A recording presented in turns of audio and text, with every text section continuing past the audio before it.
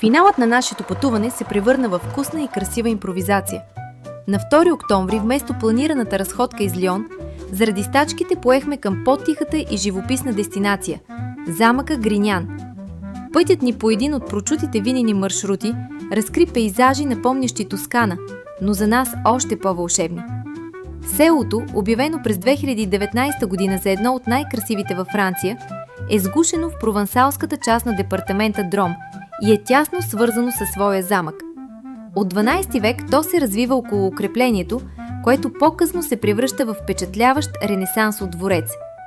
Тук оживяват и писмата на маркиза Дю Севинье, ценни свидетелства, помогнали за реставрацията на замъка през 20 век, благодарение на Мари Фонтен. Днес Гринян съчетава история и култура, превръщайки се в сцена на концерти и изложби. В този уютен свят думите на Виктор Юго за силата на архитектурата и писаното слово звучат удивително истинно.